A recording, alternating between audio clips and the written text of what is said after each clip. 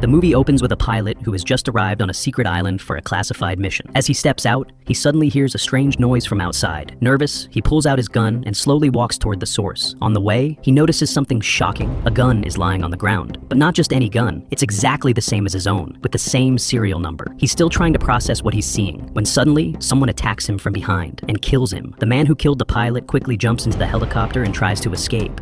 But the moment the helicopter rises into the sky, it crashes into an invisible barrier and explodes instantly, as if the entire island is surrounded by an unseen dome, something that no one can cross. The story shifts a few days into the past. Through a monologue, we learn that a private pharmaceutical company discovered this mysterious island years ago. They realized that this place was completely different from the rest of the world, so they kept it a secret. For nearly 20 years, they conducted experiments here, experiments involving space-time itself, and even the human body. Anyone who came to this island changed. But 2 days ago, something went terribly wrong during one of their experiments. So the company decides to send a team of soldiers on a final mission to complete one last task and then destroy the island completely. The scene shifts to San Francisco. Here, we meet Addison, a former military soldier who is recruiting a man named Chase for this mission. Tells him that they know everything about him, his past, his records, even his personal life. Chase used to be in the army, but after one mission he was removed, and now, officially, he doesn't even exist. And that's exactly the kind of people Addison's company is looking for. People with no connections, no one to look for them if they disappear. Chase asks about the mission. Addison explains they have to go to a secret island, find the company owner's daughter, Stacy,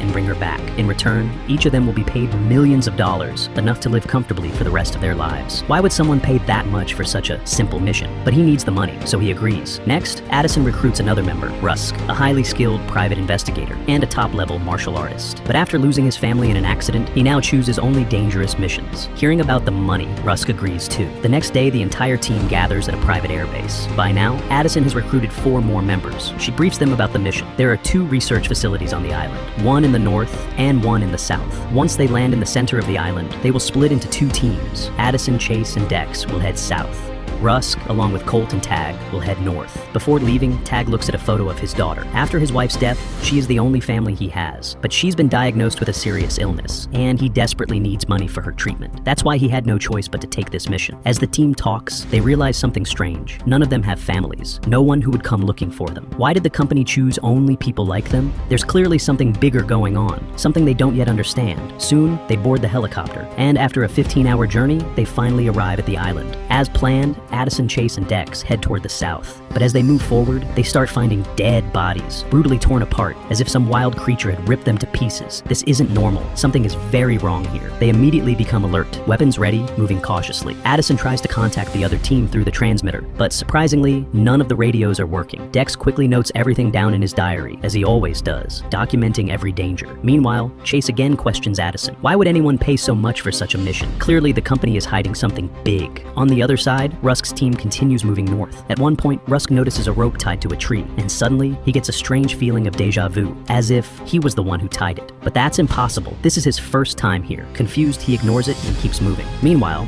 Addison's team keeps finding more dead bodies. Soon, they come across a makeshift camp. Addison sets up communication devices, trying to boost the signal to reach the other team, but even that fails. Then Dex reveals something strange. He found a watch on one of the bodies, but it's the exact same watch he's wearing, and it's a limited edition. That's not a coincidence. Chase tries to brush it off, but something is clearly wrong. At the same time, back at the helicopter, the pilot hears strange noises, and this connects to the opening scene. This time, we see the truth. The one who attacked the pilot was a mutated human. As he tries to escape, the invisible barrier destroys the helicopter, confirming one terrifying fact. No one can leave this island. Back with Addison's team, they suddenly hear a sound nearby, and surprisingly, they find a man alive. He introduces himself as Dr. Young. He says he arrived that very morning with his team, but everything was already destroyed. One by one, his entire team was killed. This shocks Addison and the others, because they were told they were the first team sent here. Still, they ask him about Stacy. Hearing her name, Dr. Young remembers something and leads them somewhere. What they see leaves them stunned. Stacy is dead, her face completely disfigured, as if torn apart by a creature. The mission is already failed. Seeing Stacy's lifeless body, completely disfigured, everyone is left in shock. This was their main mission, and it's already over. Now, the only question is, will they even get paid? Still, night is approaching fast, and they've already moved far from the helicopter, so they decide to stay at the camp for the night and head back in the morning. They still haven't been able to contact the other team, so they can't even warn them that the mission is already pointless. Dr. Young, however, seems relieved. At least now, he has a chance to leave this place with them. But then, something strange happens. Dr. Young notices Dex's diary. diary and shows them another diary he found earlier. It's identical. Same design, same handwriting, same everything. Everyone is stunned. How is that even possible? And it gets worse. That second diary contains entries from the future, events from the next day, written in Dex's handwriting. But Dex just arrived today, so how could this exist? No one can understand what's happening anymore. At the same time, in the north, Rusk, Colt, and Tag decide to spend the night by lighting a fire. Suddenly, they hear a strange noise and immediately grab their weapons. Out of nowhere, a creature attacks from behind and drags Tag away. Tag sees it clearly. It's a massive creature. Now everything makes sense. This is what killed all those people. Just as the creature is about to kill Tag, Rusk arrives in time and shoots it, saving him. But Colt gets separated. Before he can react, another creature attacks him. And this time, the horror is different. That creature looks exactly like Colt. Before he can even process it, his own duplicate kills him. Now the question becomes even more terrifying. Where are these creatures coming from? Why are there duplicates of everything? Back at the camp, Addison's team starts reading the future diary. According to it, Stacy, who they found dead, will somehow be alive the next morning. Everyone thinks that's impossible. But when morning comes, Stacy is alive, perfectly fine. Everyone is completely shocked. She was dead. They checked her body themselves. Meanwhile, in the north, Rusk and Tag finally reach the northern facility. Now they just need to find Stacy and escape somehow. After last night, they know for sure. This island is filled with deadly mutants. The camp is completely empty. Rusk picks up a walkie-talkie and tries to communicate. And finally, this time, it works. They connect with Addison. Rusk tells her everything about the mutants, about Colt's death. Addison tells him the unbelievable truth. Stacy is alive again. At the same time, Stacy explains what happened. She says she arrived 3 days ago with her team. One of their experiments caused the employees to mutate, turning them into violent creatures who started attacking each other. And then, no one could leave the island. She herself was killed by one of those mutants. But somehow, she woke up alive again. Even she doesn't understand how. Now, Dr. Young steps forward. After reading the future diary, he finally explains everything. This island exists within multiple wormholes. Because of that, time here does not move in a straight line. Time runs normally for only 72 hours. And then it resets. Everything starts again from the beginning. Every 3 days, a new version of the team arrives on the island, which means they are not the first ones here. There have been many versions of them before. That's why they found the same watch, the same diary, duplicates of everything. Those were left behind by their past versions. Chase asks the obvious question. If there are past versions, where are they now? Dr. Young gives a terrifying answer. Most of them are dead. Those mutilated bodies they saw earlier, those were their own previous versions.